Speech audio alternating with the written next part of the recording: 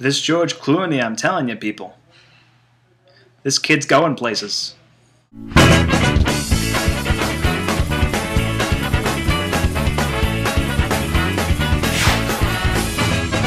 there was something wrong, would you be all so strong? Would you do what it takes to move this whole life along? I like to think I would, you know, I like to think I would. But I can guarantee that what you see is not reality. Never tell you makes a point to make it get a boy. You said it's easy, but in the end you have no choice. And you know, so just the way that... Hi, my name is Mike Smith, and today we're going to be talking about The Descendants, the newest film starring George Clooney, directed by Alexander Payne, and written by Dean Pelton himself, Jim Rash, and Nate Faxon, I believe, is the other one. But Jim Rash is the important one because he's Dean Pelton, and that's awesome. Basically, The Descendants is about this man who lives in Hawaii. He owns a lot of land. He's part of like this family that's very wealthy, and they own a lot of land in Hawaii. And his wife gets into a boating accident and is placed in a coma, and he has to deal with that. And he tries to reconnect with his daughters while she's in a coma, with the knowledge that she's going to die very soon. The doctor's going to unplug the machines. And while she's in a coma, he finds out from his daughter that his wife was cheating on him with another character, Brian Spear, played by Matthew Lillard. It sounds kind of depressing, but it's not. It's a really entertaining movie. It's really great. It's got enough good humor to keep it going, but it has a lot of dramatic weight to it too. And it's really well done.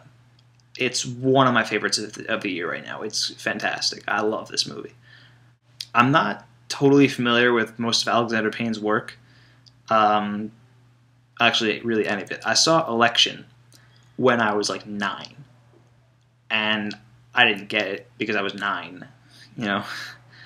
I didn't really understand the movie too much. So, I mean, I feel like I would get it now. I would like it now, obviously. But, yeah, so I haven't seen Election. I haven't seen Sideways. So, really, this is my first foray into Alexander Payne. And I really enjoyed it. I really want to check out more of his stuff. Like, I definitely want to rewatch Election. And then I want to watch Sideways. And about Schmidt, he also did. I'm just going to... One of these days I'm going to go on an Alexander Payne binge and just plow through his work. 'Cause he doesn't have too many. He's got like 5 movies or whatever. But this movie is great. Like, I loved this movie.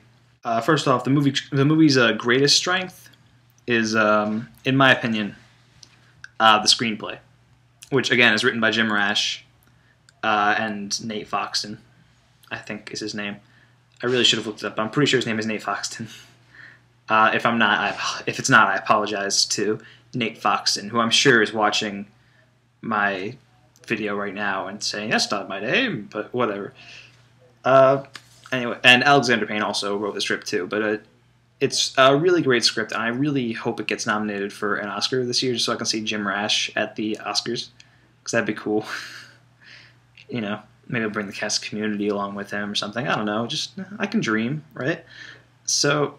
But this is a really great script. It really helps you. It has so much like dramatic weight to it, but it always keeps humor going through the movie. It's very different from a lot of like Oscar type movies, I guess. There's no real. There's no real scene where like a character just like lets it all out and like goes for that kind of emotion. Well, actually, I guess there is towards the end, but. Just throughout the whole movie, it's very kind of low-key, I guess is the term to describe this movie. It's low-key. It doesn't it doesn't overtly try to grab your emotions. It's just kind of, this is the situation, and this is how we're dealing with it type thing. And I thought that was a really great, change from the usual kind of stuff that you see for Oscar-type things, as compared to something like 50-50, which, again, I loved 50-50. I think like 50-50 had a lot of emotional scenes in it. If I'm recalling correctly, it's been like 2 months since I've seen it. This movie is a lot more just low down, even though they're kind of dealing with similar themes. Although 50-50 was only possible death of a character, whereas this one, it's like imminent death. This is like they know this character's going to die. They both have themes of acceptance, trying to accept the fact that these characters may die, and how to move on from that. I think that was a really good theme throughout this movie. It's implemented really well. Another great thing about this movie is George Clooney's performance, which is fantastic. I mean, I'd have to think about it for a while, but just like coming out of this movie, I really think George Clooney's performance in this movie is my favorite performance of the year. Obviously, the year's not over yet. There's still about a month to go, but I thought he was fantastic. Like, he did a great job with this movie. And then Shailene Woodley as his daughter, Alex. She was also great. I really enjoyed her performance. I know she's on that show, Secret Life of the American Teenager. I don't watch that show because I'm averse to crap.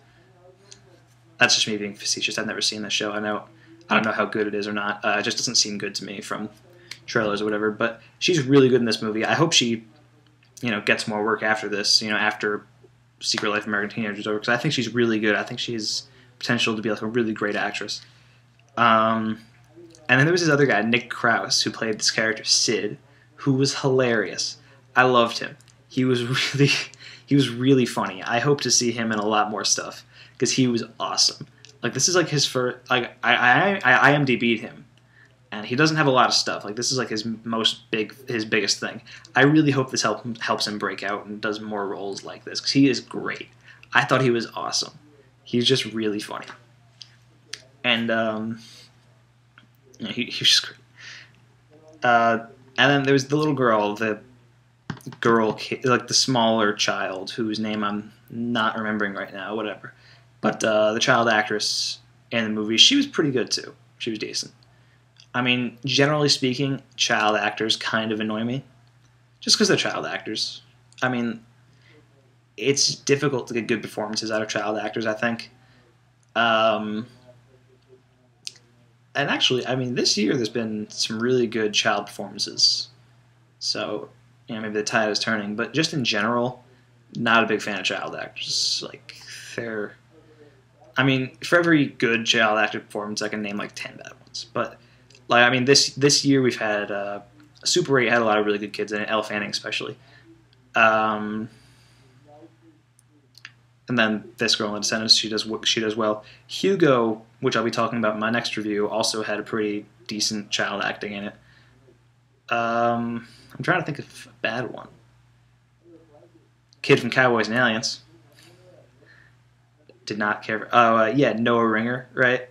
Yeah, he was bad. He was really bad.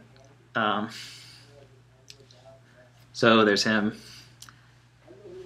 And then there's more. There has to be more. I know there is more. I just can't. Like I said, I can name a bunch of them, and now I can't name any. But there is more. Like, it's not just a facetious complaint that I'm making. It's a real complaint. But this has been actually a pretty decent year for child acting. But I thought she was pretty good in the movie. Anyway, and the rest of the cast is really well rounded out too. Matthew Lillard, who he's come a long way from playing Shaggy and Scooby-Doo. Now he's in The Descendants, so that's cool. He's only in it for like a scene, but he's good in his scene. And Judy Greer is very good in the movie. I mean, she plays Matthew Lillard's wife, and she only shows up a little bit more often than he does, but she has like this really great scene towards the end, which I won't spoil it, but like she has this really like emotional scene. Like that's when I said like, there was something towards the end earlier in my review, this is what I'm referring to. This is a really great scene. And she's not in a ton of the movie. She's not. She's only in a couple scenes, but I wouldn't put it outside the realm of possibility to give her like a nomination for Best Supporting Actress at the Oscars, which is great. I mean, she's Judy Greer. She was Kitty on Arrested Development, It's kind of cool. So yeah, anyway, acting-wise, across the board, just really good. And the screenplay, really great. I think if you're a fan of quality motion pictures, you should do your part to see The Descendants. It's actually, I'm surprised. I was in a packed theater seeing this movie. Like, I had to drive like 40 minutes up to the Rhinebeck, like from my house to a Rhinebeck theater to go see it. And, it was packed, like absolutely packed. It's a limited release. But the movie theater was absolutely packed. And then, like, after we left, it was just a line that went like down the sidewalk, like all the way down the sidewalk, to go see The Descendants, and I was like, wow, you know, 'cause it just doesn't seem like a movie that, you know, that many people will go see, but you know, it's doing very well, I guess. So I'm happy for it. Like, I really enjoyed it. Yeah. So yeah, that's my review of The Descendants. Basically, just a great script, great acting, well directed, well edited. You should go see it. I think is the you know, I mean, it's in limited release right now. So, but if it's playing near you, do yourself a favor, check it out because it's great. Like way better than, I don't know, what's a similar movie? I don't really know where I was going with that sentence, but it's great. Regardless of my run-on sentences that go nowhere, this is a great movie. Yeah, I really enjoyed it. So that is my review of Descendants. I hope you take it in consideration if you go see the movie. I'll be posting my Hugo review soon, and I'll be doing my What I've Been Watching very soon. My community recap, of course, and then My Week with Marilyn and Take Shelter come out very soon near me, so be checking out those. And then, of course, the Tinker Tailor Soldier Spy. Melancholia will be playing near me too soon, so that'd be cool. I'm looking forward to that one too. So yeah, it's just gonna be really good. We're in December. This is gonna be a big month, man. Big month for movies. But of course, it's also a big month for finals. So I'm gonna be posting as often as I can, you know, talking about movies. But I do have finals and stuff to do, so bear with me, YouTube. This is a give and take thing. You just gotta be patient, and I will get the reviews to you when I can. But thank you for understanding. You're very good people. All right, so that's about it for today. Remember, you can subscribe to my videos in that subscription box up there. I'm probably pointing in the wrong direction. There. If I'm still pointing in the wrong direction, whatever. Now I've pointed in both, so you know where to go. And remember, you can follow me on Twitter at msmithfilmblog.com. Please try to follow me on Twitter because I find that a lot of porn stars or whatever keep trying to follow me on Twitter, and I don't really get that. Like, is that a thing?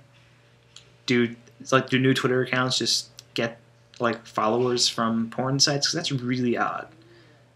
I mean, I guess it makes sense they would try to advertise like that, but it's a little odd, you know.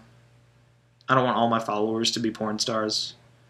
Not that it's not that I don't want that, but it's a little uncomfortable. Just like if people are looking at my account and all they see is, you know, XXX, I Heart Cox, something like that. You know, just it's best if you guys do. It's best if you guys subscribe rather than them.